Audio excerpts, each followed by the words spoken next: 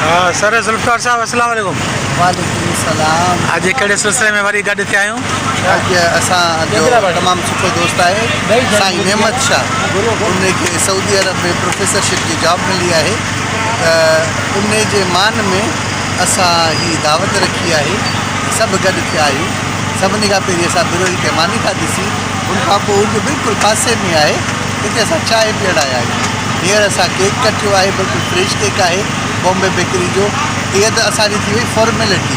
बाक़ी उन खां सवाइ साईं नेमत शाह साहिब खे असांजूं तमामु घणियूं दुआऊं आहिनि, तमामु घणियूं नेक ख़्वाहिशात आहिनि जो हुनखे अॻिते जेको बि आहे असांजो उनखे विश कयो आहे बेस्ट लक। त इन सिलसिले में गॾु थिया आहियूं।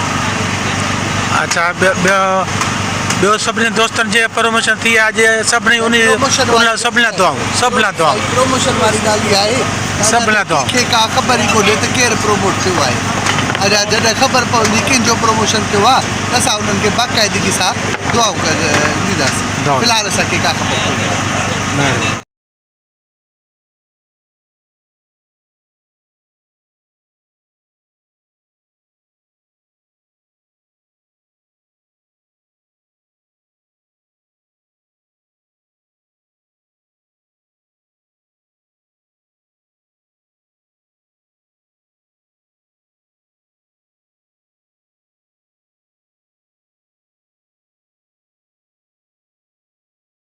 शाह जी वेलफेयर पार्टी बि कईसीं, छो त साईं अॼु वञे पियो ॿाहिरि सऊदी अरबिया। पहिरियां बि साईं 5 साल करे ई आयो आहे, हींअर बि साईं वरी बि 5 सालनि जे लाइ वञी रहियो आहे। उन खे असां विश करण जे लाइ ऐं स्पेशली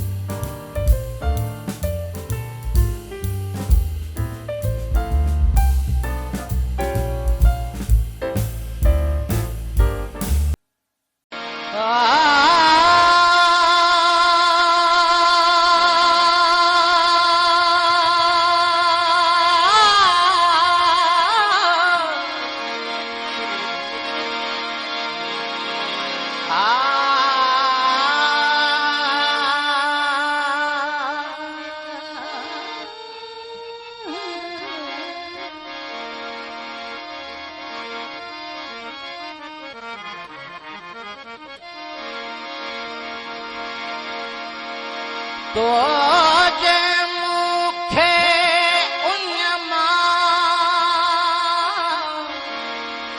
तो जे मुखे उन्यमे भरे को सजना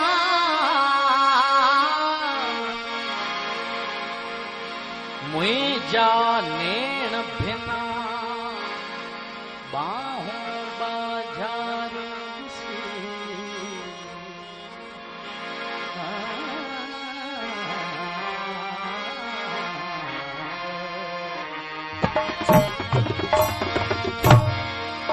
हवा खुले थी अञा चगन में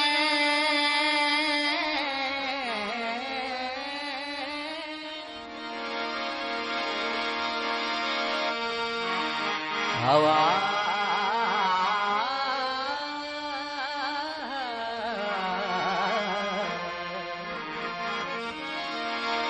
हवा खुले थी अञा चगन में उडार वाहे बहार वाहे अञा त झूमे पयो सनोबर टिड़ी पयो देवदार आहे अञा अखियुनि में गुलेल आहे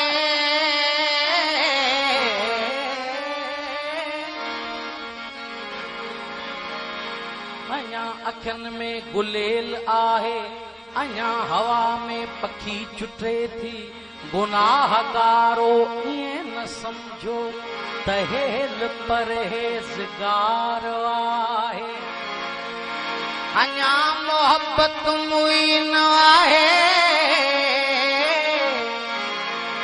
सगर बि आहे सुई बि आहे अञा तयारी कशीदकारी नई उणत जीअं ही प्यार आहे मसे मसे रातड़ी भिनिया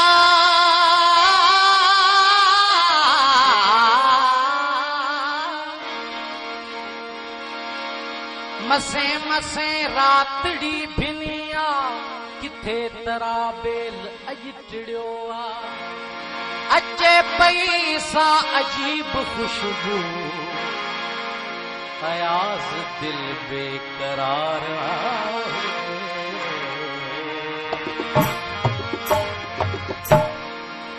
जवानी न रहंदी जवानी